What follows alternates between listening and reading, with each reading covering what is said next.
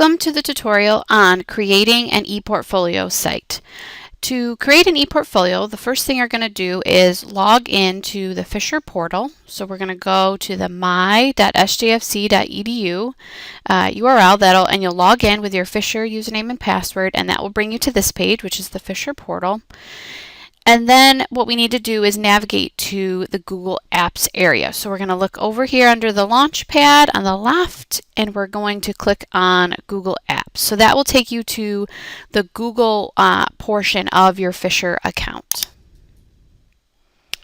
This will open in another window, and specifically it will take you to your Google Drive area.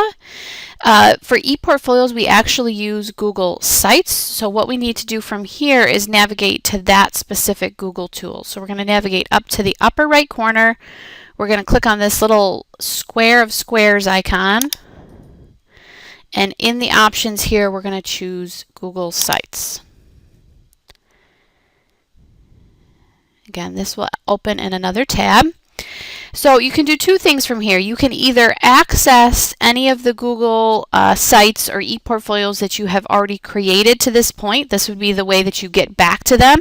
You could click on one of the sites to open it up and continue to make edits to it. Or you may be creating an ePortfolio for the first time. So creating an ePortfolio for the first time, you'll use the Create button here to the left. Once you click Create, you will be brought to this page to create the details of your own ePortfolio site. So first, you will select a template. There's only one template here to select, so it's already highlighted for you. Next, you can come down and enter your name. So the name of your site is usually your first name, last name's ePortfolio. So I'm just going to fill that in.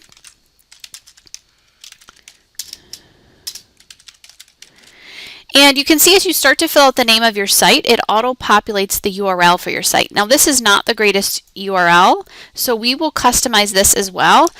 For faculty staff, we recommend this to be your first initial last name, your username, and for students, same thing, we would use your username. So whatever letter and number combination is the first part of your Fisher email address, not counting the @sjfc.edu. So customize your URL with your username. And go back up to the top and click Create. It'll give you a message that it's creating your site, and when it's done, your site should open up. And when your site's created, it'll take you directly to the home page of your new ePortfolio site.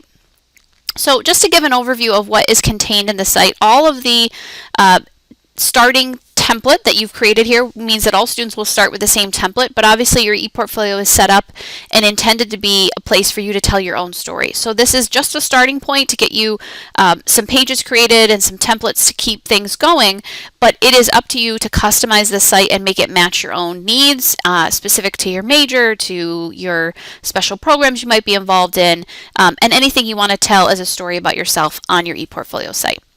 In general, you'll see a home page here. You can add a summary statement to tell a little bit about yourself, the contact information to customize with a picture of yourself and your information. There's also 3 areas on the left-hand side, an About Me section that is, again, general information about yourself, a little bit more career focused, a Showcase area that tells a little bit about your academic work in your major, your minor, as well as extracurricular community service activities. And then there's a 3rd area for special programs if you are a member of any of these special programs.